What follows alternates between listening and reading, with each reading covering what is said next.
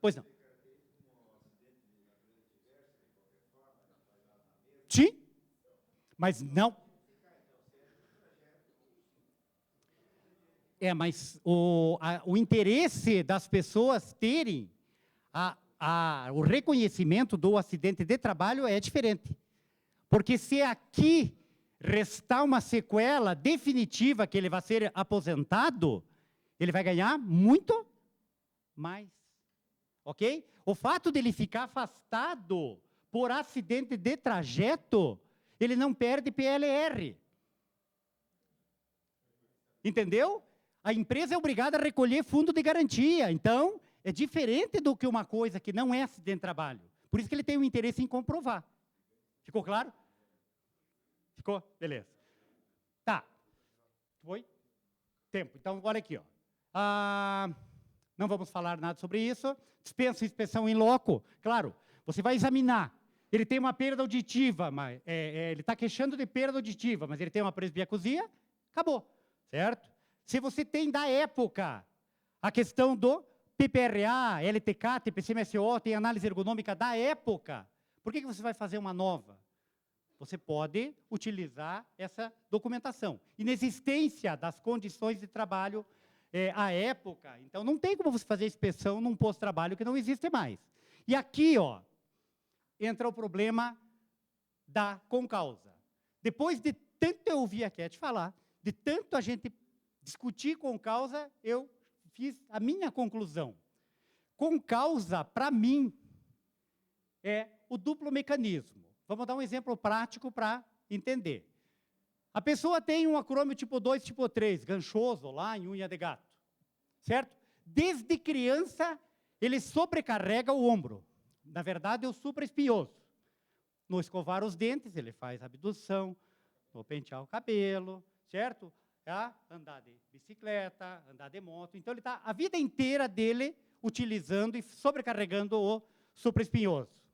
Ok, está sobrecarregando o supraespinhoso. Aí ele pega um trabalho e vai pendurar frango. Então, o que é concausa no meu entendimento? É o duplo mecanismo, por ocorrência de dois mecanismos associados, ou seja, um fator hereditário constitucional com um fator laboral. Então, ele é uma causa que contribui com outra, desencadeando a doença. Então, com causa, ele tem o mesmo valor de causa, só que são dois fatores. Então, tem que, o juiz, depois, na hora da sentença, tem que dizer, não, então, metade e metade, sei lá o que ele vai considerar, mas são dois fatores. Lógico, ele deixa de ser com causa se ele tem um fator laboral que não tem sobrecarga biomecânica. Ok? Então, vamos lá. Deixa eu só mostrar uma coisinha para você, então. Nexo etiológico, patologia que tem etiologia certa, nexo etiológico. Nexo técnico, quando você constata, né, que está diretamente relacionado às atividades laborais ou a doença apresentada pelo reclamante ou pelo paciente. Nexo administrativo é o nexo do INSS. Nexo epidemiológico é a doença apresentada, histórico-empresarial e a estatística da patologia. Temporal, muitas vezes a pessoa vem fazer perícia com a gente, ele tem lá um desfiladeiro torácico, mas o grande problema dele era túnel do carpo, certo? Atualmente você examina, não tem mais túnel do carpo e tal. Então, a doença atual não tem nexo temporal com a queixa dele à época, ou a doença apresentada por ele à época do efetiva doença. Então, nexo causal, etiologia, se relaciona com a doença que, por sua vez, foi adquirida pelo desempenho de suas atividades laborais. Com causa, vocês podem até perguntar, com causa é um assunto novo, por isso que nós estamos se ferrando. Não é. A legislação é de 1944, a primeira. Segunda, que depois tornou isso legal, é de 1945, certo? Então, Chile já foi falado. Então, aqui, ó, cuidado quando vocês considerarem alguma coisa destas, fatores contributivos de doença multifatorial como com causa. Cuidado, hein? Sexo, né? Não é fazer sexo. Sexo da pessoa, né? Tabagismo, etilismo, qualquer coisa dessa natureza. Então, vejam, aqui eu vou deixar para vocês, até para vocês olharem com mais calma, a questão da dissimulação, a questão de por que tem trabalhadores que, com depressão que não se afastam do trabalho, certo? Por que não se afasta do trabalho? Ó, dissimulação, então ele não quer se afastar do trabalho porque ele tem promessa de evoluir na empresa, tal, ele não quer demonstrar que está doente. A terapia ocupacional, para a grande maioria das depressões leves, o trabalho é tratamento. Ó, preservação da autoestima e mantém a mente ocupada. Aí eu passei aqui porque se afastam por no máximo 15 dias, porque eles querem evitar o limbo jurídico, querem evitar o afastamento previdenciário, tem os prejuízos financeiros, aquilo que a gente falou, e o ressarcimento do teto máximo da Previdência, que hoje é 4 mil.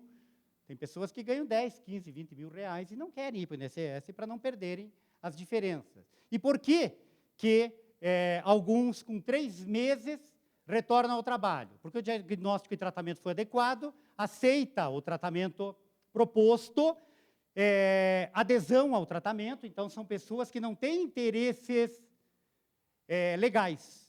Então eles querem se tratar e querem ficar bom, porque quem tem interesse legal não toma o remédio que você receita, não toma mesmo.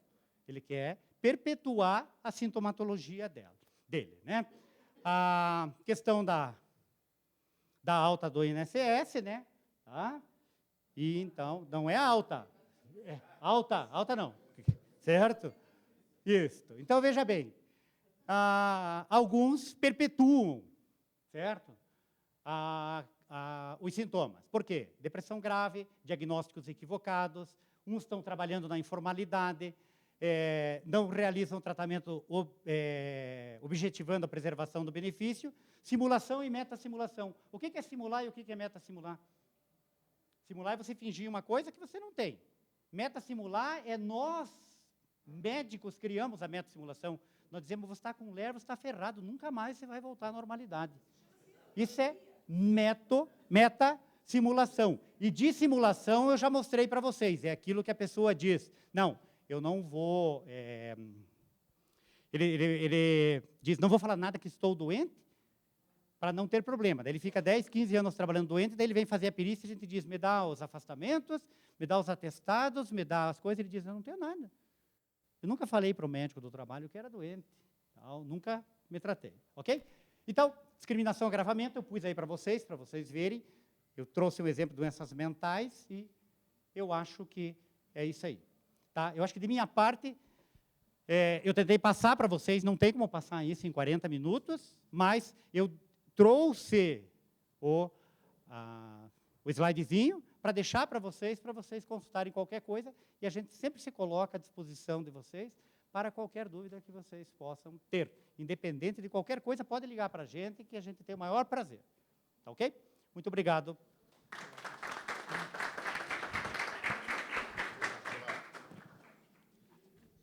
Agradecer ao Dr. Geraldo pela ótima exposição. Infelizmente, o tempo é escasso, mas o material, como de costume, vai estar disponível no site para consulta. Nós vamos ter agora um intervalo para o coffee break. Eu quero prestigiar um dos nossos patrocinadores, especialmente que está fornecendo, está disponibilizando o coffee break para a gente, que é a Cefit, está representado ali pelo Dr. Rodrigo. É uma empresa que faz análises ergonômicas, que faz assistência técnica pericial. Então, às vezes, nós médicos não temos a expertise ou mesmo a paciência de ir lá fazer uma filmagem, contar movimentos, fazer uma análise ergonômica completa. E essa empresa, a Cefit, é uma empresa que está nesse ramo e faz isso com muita competência. Então, nós vamos ter o coffee break. Eu quero lembrar, a gente tem um pequeno truque para ninguém ir embora, que é o sorteio do tablet no final. Nós temos um tablet que vai ser sorteado para os associados no final da apresentação. Então, vamos ao coffee break.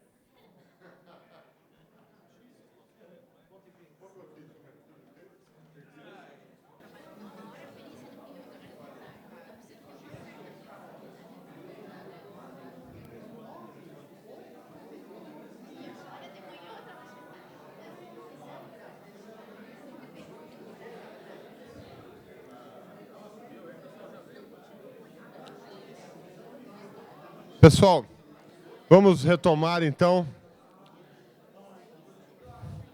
para que a gente possa almoçar com a família, com tranquilidade.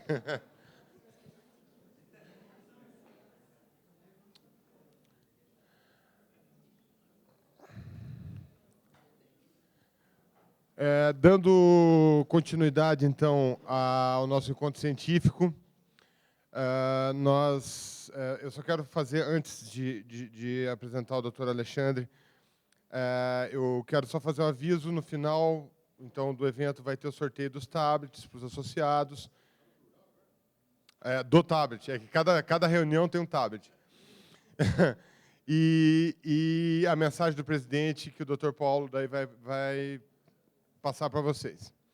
O doutor Alexandre Euclides Rocha, ele é advogado pela PUC Paraná, é mestre em Direito pela PUC Paraná, trabalha também como conselheiro da OAB na área de Direito Trabalhista, e como a doutora Kete, como o doutor Geraldo, também como o doutor Fernando, todos profissionais extremamente atuantes que vivenciam a área de perícias médicas. E, para nós, médicos do trabalho, vai ser extremamente interessante, extremamente útil a visão de uma pessoa da área jurídica, que é bastante correlata à nossa. Então, passo a palavra aqui para o doutor Alexandre.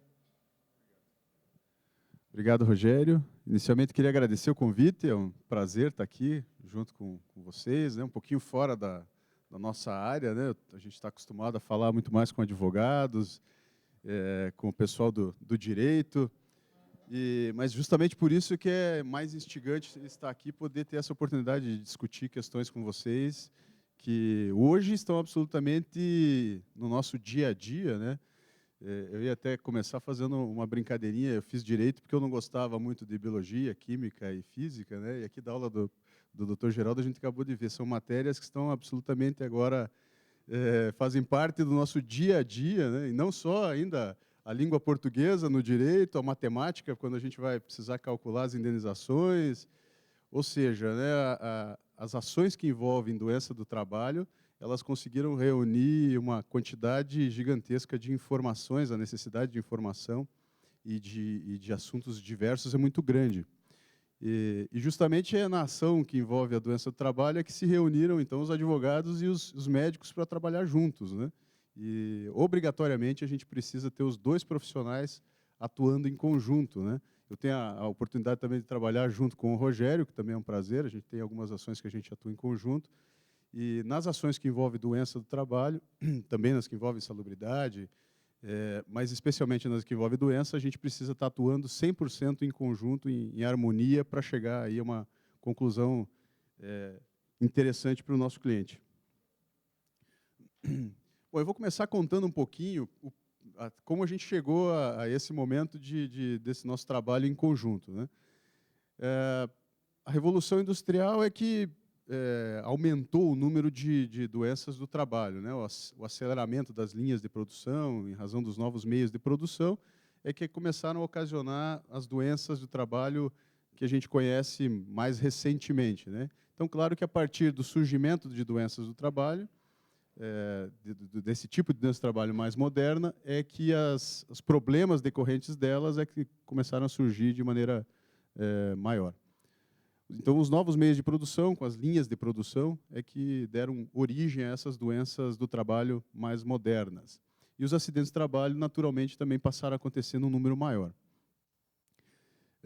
E disso decorre, naturalmente, as ações na Justiça do Trabalho, porque um trabalhador hoje, que, enfim, passa algum tempo numa empresa e se sinta lesado quando sai dessa empresa, entendendo que adquiriu a doença lá no trabalho, claro, ele vai procurar a Justiça do Trabalho, vai procurar um colega nosso, advogado, e, naturalmente, isso vai virar uma ação trabalhista.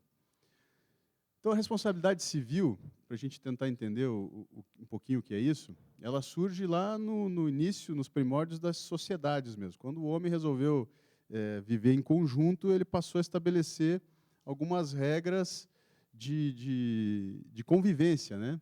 Regras de convivência singelas. Lá, mesmo nas tribos indígenas, lá, então, o pajé estabelecia que, para se viver em conjunto, você tinha que cumprir algumas regras mínimas para manter essa convivência harmoniosa. E Naturalmente, quem não cumprisse essas regras gerava uma lesão para algum dos outros membros dessa sociedade. Isso, de alguma forma, tinha que ser reparado, né? Na lei de Talião, que enfim, envolve lá 3, 4 mil anos atrás, a lei de Talião dizia, por exemplo, que aquele que deixasse lá seu gado entrar no terreno de um outro e comesse lá sua plantação, se ele fizesse isso propositadamente, ele podia ser jogado ao fogo, ou então ele podia reparar o dano que ele causou. Então, essa é talvez a origem assim, legal, escrita, né, da reparação, da responsabilidade. Depois, a lei aquiliana, que é de Roma, mais ou menos 300 anos antes de Cristo, aí já tem um regramento um pouco mais claro, mais bem estruturado da responsabilidade daquele que gera um dano para um outro. Então, só para voltar lá, na sociedade primitiva, os dois conceitos fundamentais que criam a responsabilidade civil é esse dever de cautela. Então, quer dizer, o cidadão que vive em sociedade, ele se obriga a ter um dever de cautela. Ele não pode, de maneira alguma, gerar um prejuízo para o seu concidadão. E, além desse dever de cautela, se uma vez ele não cumprido pela parte, a pessoa que descumpriu o dever de cautela, enfim, que descumpriu essa obrigação que ele assumiu, ele vai ter que retornar à situação, ao estado anterior das coisas. Quer dizer, se eu bati meu carro, eu derrubei um muro, eu vou ter que erguer o muro novamente, né? Enfim, qualquer coisa que eu tenha feito que gere uma lesão para uma outra pessoa, eu tenho que repará-la de uma forma que eu torne as coisas como se eu não tivesse causado aquele dano. Ou seja, eu tenho que reparar ao estado anterior das coisas. Claro que grande parte das situações a gente não consegue mais restabelecer aquilo que eu lesei, aquilo que eu efetivamente criei ali. Eu não vou poder voltar ao estado anterior, então, para isso é que se criaram as indenizações. A indenização ela vem justamente substituir essa impossibilidade de eu restabelecer ao estado anterior das coisas. No nosso caso aqui, por exemplo, a saúde do trabalhador. Se em algum momento ele perdeu a sua saúde, e eu não vou conseguir restabelecer mais essa saúde, eu não posso voltar lá e colocar de volta no corpinho do trabalhador a saúde dele de volta, então eu vou ter que, de alguma forma, indenizar isso. É isso que o juiz faz numa ação trabalhista. Ele vai estabelecer, através de alguns critérios que estão previstos na lei, e alguns até pela própria coerência utilizada pelo juiz, eu vou estabelecer critérios para indenizar essa perda que o empregado teve. No Brasil, a responsabilidade civil ela começa no Código Civil de 1916, que daí já previa a responsabilidade subjetiva, que é aquela que diz que quem causa um dano a outro é obrigado a reparar. Subjetiva, porque eu teria que comprovar a culpa dessa pessoa. Culpa, o nexo de causalidade e o dano. São basicamente os 3 requisitos para estabelecer a responsabilidade civil. O nexo de causalidade é esse que vocês praticam então no dia a dia com os laudos técnicos, né, estabelecendo justamente o nexo. A culpa e o próprio dano, claro, existem outras formas de se avaliar. Isso faz parte daí justamente do papel do juiz na decisão. Depois, na Constituição de 88, o artigo 7º fala especificamente, inciso 28, ele fala especificamente do dano causado pelo empregador, que o empregador responde por dolo ou culpa nas lesões causadas aos empregados. E depois o Código Civil de 2002, mais recente, nos artigos 186 e 927, que tratam também da responsabilidade civil da empresa. Então, só uma definição rápida aqui de responsabilidade civil: é a obrigação que pode incumbir uma pessoa a reparar o prejuízo causado a outra, por fato próprio ou por fato de pessoas ou coisas que dela dependem.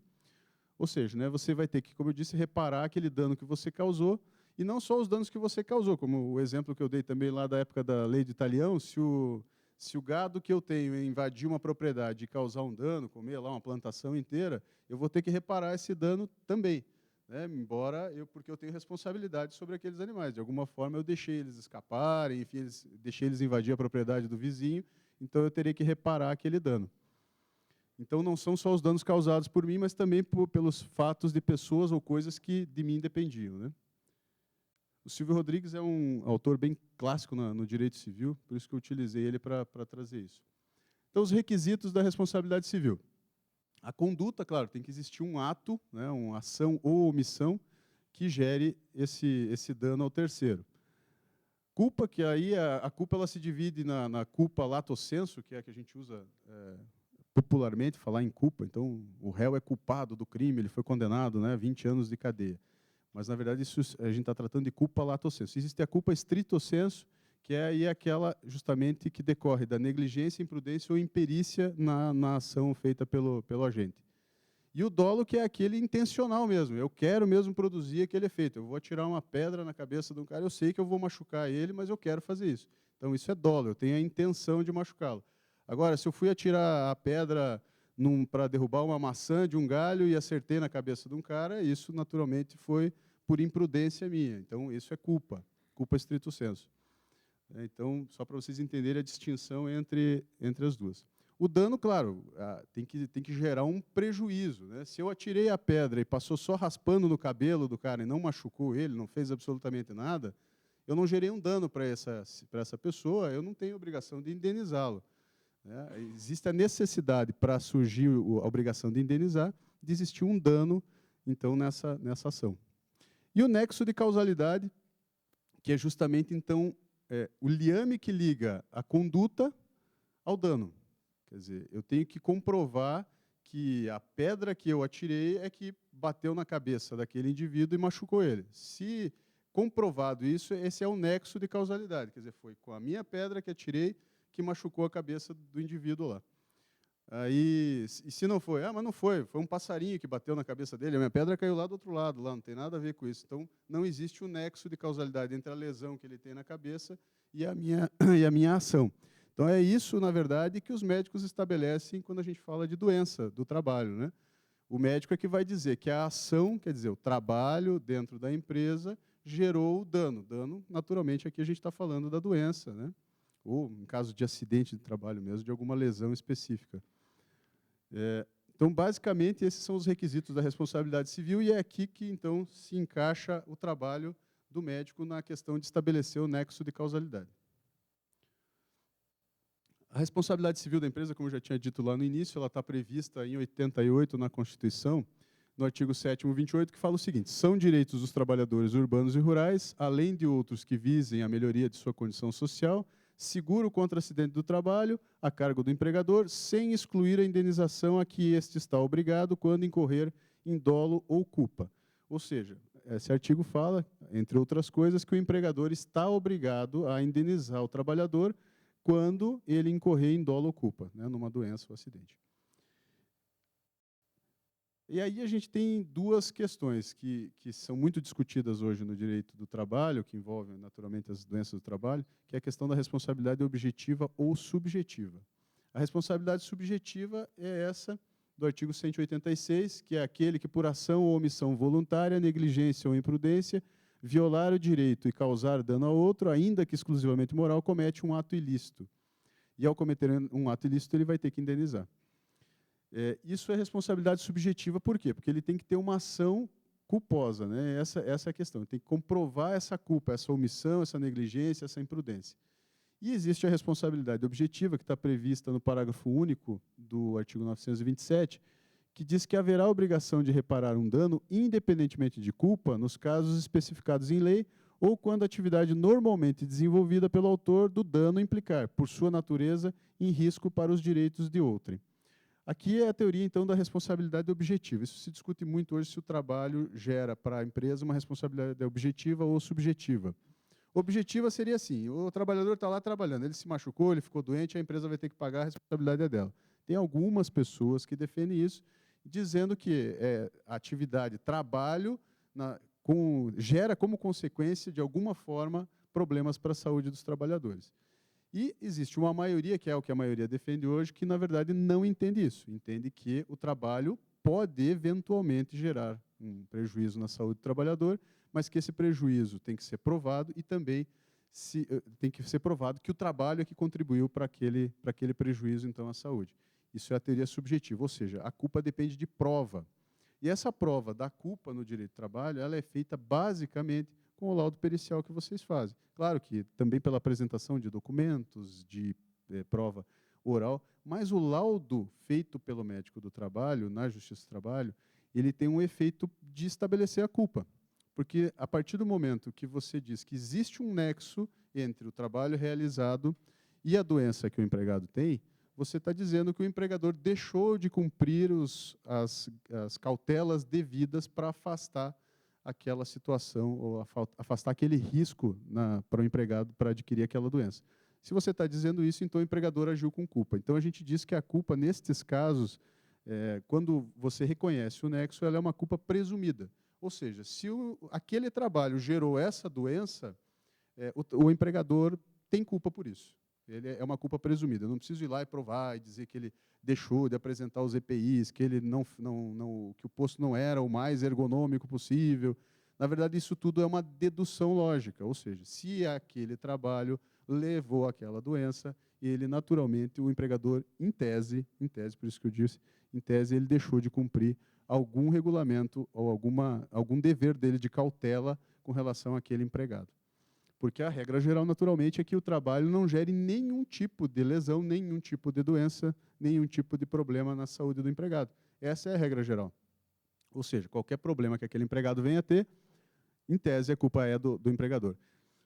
Agora, o que acontece? Ainda assim, ele necessita da prova. Então, por isso que eu digo que a gente adota a teoria subjetiva. E essa prova é feita através do laudo pericial. Se adotássemos a teoria objetiva, não precisava nem do laudo médico. Quer dizer, o empregado simplesmente vai lá e apresenta que ele tem uma doença e, obrigatoriamente, a empresa seria condenada a ter que reparar aquela doença, porque não interessaria se a empresa causou ou não, se ela teve culpa ou não.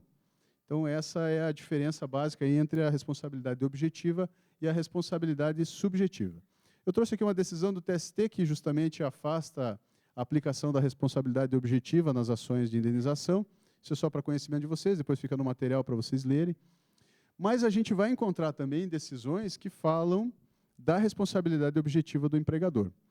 Por exemplo, naqueles casos, até uma decisão que eu vi era exatamente assim, era um empregado que perdeu o dedo numa serra elétrica.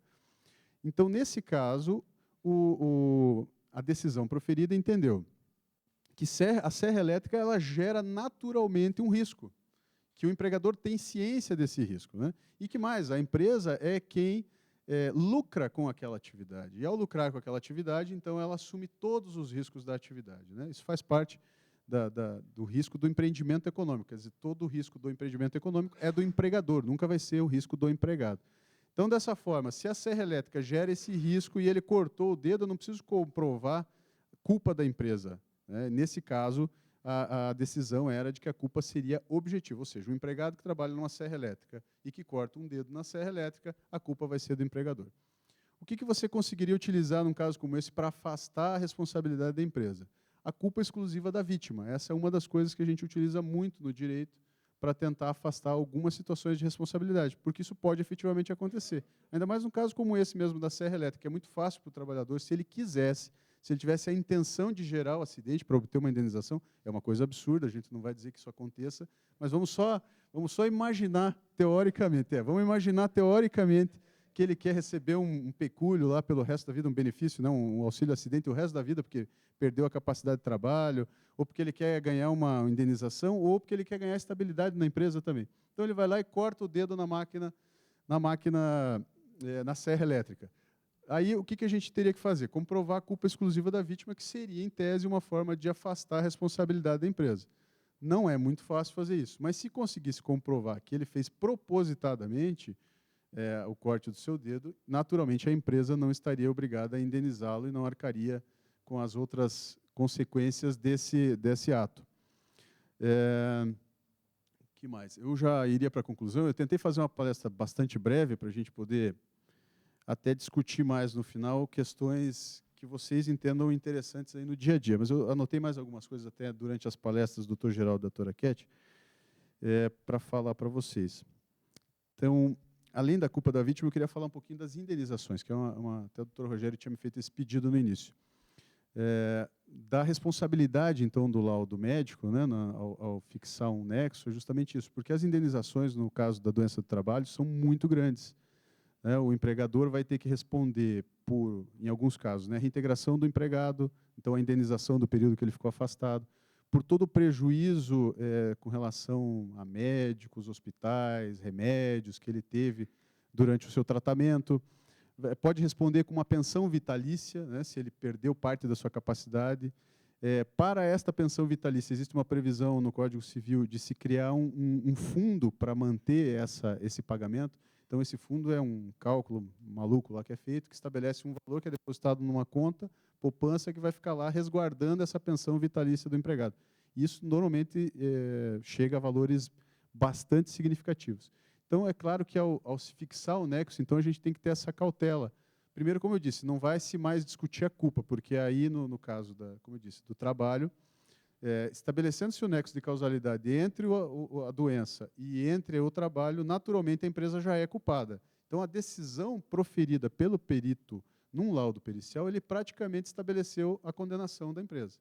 O nexo de causalidade num laudo pericial estabeleceu a condenação da empresa. São raríssimos os casos, que eu já vi até hoje, são raríssimos os casos que o juiz se afaste da conclusão de um perito para dar uma sentença diferente, tanto a favor quanto contra. Já vi acontecer as duas coisas, mas é muito raro, porque o juiz vai entrar num campo que não é da especialidade dele, assim como não é a nossa, né? Oi? Você foi? Não é tão raro? Quantos você já teve? É? Já aconteceu com você? Já aconteceu também?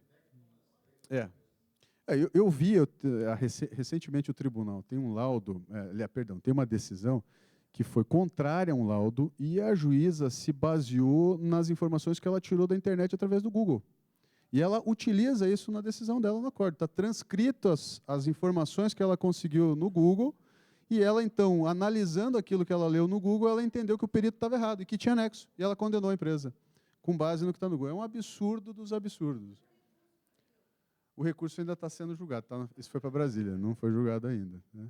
Como eu já vi o contrário também, o juiz, com base nas informações que estavam no laudo e mais informações que ele conseguiu, ele absolveu a empresa contrariamente ao laudo, entendendo que não havia nexo, né? Então, estabelecer o nexo é o ponto crucial em qualquer ação que envolva doença do trabalho. Então, os médicos peritos aí têm que tomar a máxima cautela com relação a isso, ter convicção do que estão fazendo, porque sabendo que estão condenando a empresa nesse momento.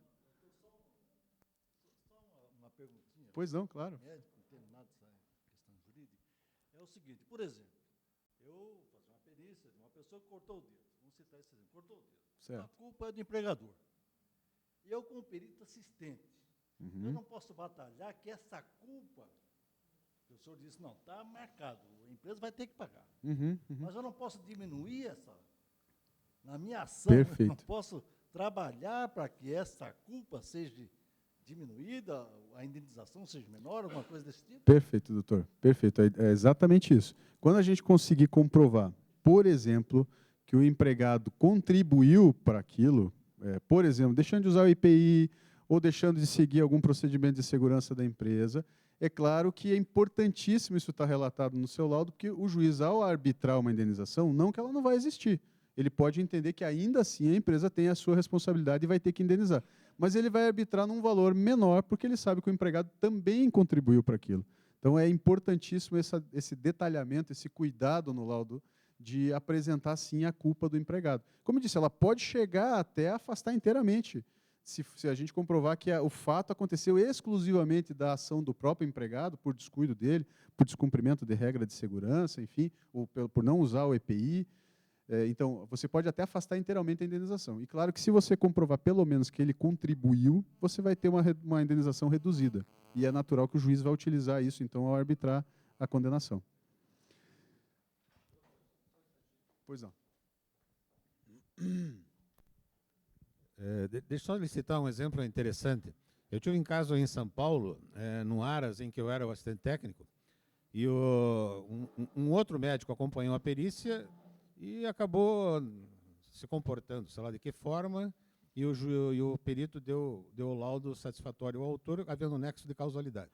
Ele havia colocado material para corte de trato, aqueles feno, aquelas coisas, numa máquina, e quando ele foi, a massa que estava ali prendeu, ele simplesmente, o trabalhador colocou a mão para trás para desligar a máquina e acabou colocando a mão dentro do triturador. Então, daí, o advogado de lá me chamou, eu solicitei uma nova vistoria, e nós conseguimos comprovar que o autor era destro e que ele deveria, obviamente, ter realizado o trabalho com segurança, desligando a máquina de frente para a máquina. Perfeito. Eu fiz um parecer e o juiz acatou o meu parecer e deu ganho de causa para a empresa. Muito bem. Ele colocou como um ato, como é que é? Um ato inseguro. Perfeito. O que a gente tem visto hoje no tribunal, assim, o tribunal tem várias turmas, são 7 turmas no Tribunal do Paraná, cada uma delas tem posicionamentos diferentes, tanto de valor de indenização, quanto com relação a risco subjetivo, objetivo, enfim, muda absolutamente tudo. Então, é complicado. Em algumas turmas a gente vê caminhando mais ou menos assim, a empresa sempre tem culpa. Em que sentido? Por exemplo, nesse seu exemplo, ele ia dizer assim, não, mas a máquina teria que ter um equipamento de segurança que evitasse que o cara enfiasse a mão lá dentro. É mais ou menos assim. Mesmo que o empregado queira se matar, enfiar a cabeça dentro da máquina, o empregador vai ser responsável, porque tem que ter algum equipamento de segurança que evite isso. E eu tive uma ação que a gente atendeu que aconteceu exatamente isso. O empregado ele se matou, é uma coisa, ficou absolutamente comprovado, tem laudo da perícia. Ele subiu numa esteira, era uma máquina de triturar madeira, ele deitou numa esteira, ligou a máquina e a esteira jogou ele para dentro da máquina e ele foi triturado. E aí a moral da história, isso ficou comprovado, o rapaz estava em depressão, tinha lá não sei quantos anos separado da família, tinha um histórico todo, já tinha tentado se matar antes e tal. Então, lá em primeiro grau, a sentença julgou improcedente, tinha laudo da própria polícia, como disse, entendendo que era suicídio, mas veio aqui para o tribunal e eles entenderam o contrário, entenderam que ainda assim ele podia ter passado mal, caído na esteira, e a esteira ter jogado ele para dentro. Então, que a empresa teria a obrigação de ter algum equipamento de segurança que evitasse que o empregado caísse para dentro da... E aí tinha uma curiosidade nesse caso que me marcou muito, que era assim, ele foi encontrado com cabo de vassoura. E aí, por quê? Porque eles concluíram lá na perícia que foi feita que justamente ele usou o cabo de vassoura para ligar a máquina, porque ele deitou na esteira, levou o cabo de vassoura e ligou a máquina para a esteira jogar ele para dentro. E aí, olha a visão do desembargador aqui. Aí a gente questionou, tá, e o cabo de vassoura? Ah, não, o cabo de vassoura. Na hora ele deve ter se apavorado, pegou o cabo de vassoura e tentou desligar a máquina. Mas a pergunta era, onde estava o cabo de vassoura? O que o cara está trabalhando com o cabo de vassoura no bolso já? Ele já levava no bolso o cabo de vassoura. Exatamente. É uma coisa absurda, mas isso também está ainda aguardando julgamento. Está aguardando julgamento ainda. É um absurdo, mas está lá. Então, para vocês terem uma ideia das coisas que a gente tem visto no dia. Por isso que é importantíssimo os detalhes na perícia, né? Pois não, amigo.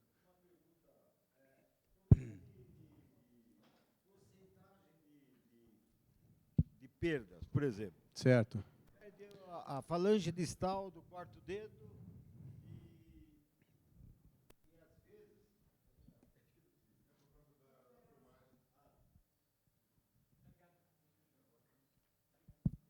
Não, então, por exemplo, eu tive uma perícia, não foi o Fernando que fez, não, foi um outro colega, que ele perdeu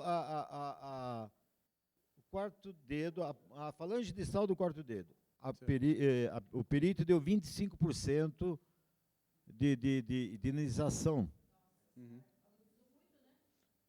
Ele fez os cálculos dele pela tabela da SUSEP, sabe? É a bendita tabela da SUSEP. Eu falei, aí eu peguei a tabela, eu contestei na realidade, porque quando você tem uma anquilose do joelho, por exemplo, é 12%. A diferença é muito grande. E às vezes eu não sei como é que os outros peritos estão usando, o que estão usando de parâmetro, assim, para esse tipo de perda. Aí você já está mais na questão técnica. Eu confesso, eu sei que a própria Previdência tem uma tabela por perda de membros, né? Que ela fixa percentuais pela mão, pelo dedo, né? A tabela da SUSEP também. Na verdade, assim, é uma avaliação técnica que o perito tem que fazer. Quanto ele perde de capacidade, é uma avaliação que eu acho que também é um pouco subjetiva, né? É um pouco subjetivo. Existem alguns critérios, como essas tabelas, mas, na verdade, o perito é que vai ter que analisar a situação de fato, qual era o trabalho que ele realizava, ao tipo de trabalho. Então, ele vai ter que analisar o trabalho que ele realizava, a perda que ele teve, e é você, perito, que vai ter que dizer quanto você entende que ocorreu a perda da capacidade dele. É subjetivo. Não quero que use, né?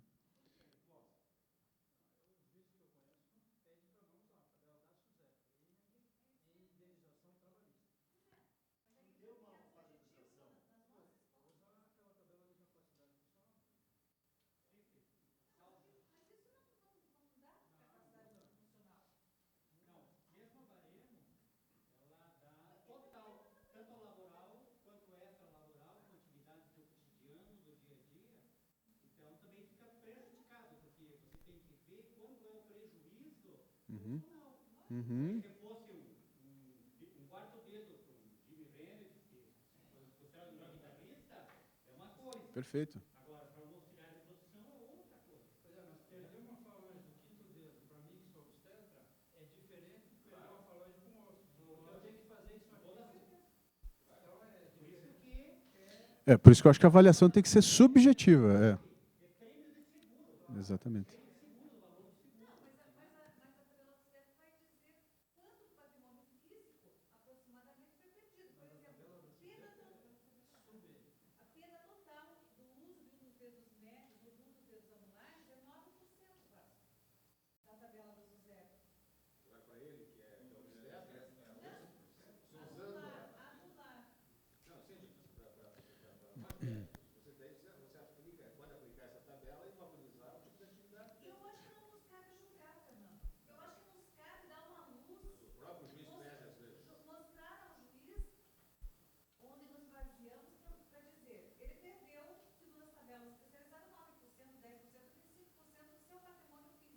Uhum. Agora, quanto isso merece ser indenizado?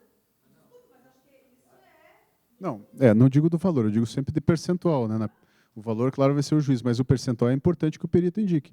Você pode, como a gente falou, pode basear na tabela da SUSEP e dizer, se é um trabalhador normal, que esse dedo não vai fazer tanta importância, pode até usar o mesmo critério. Agora, como a gente está dizendo, se é um trabalhador que especificamente usava esse dedo, ou a mão tem uma outra função mais importante, você talvez valore isso diferentemente e justifique com isso.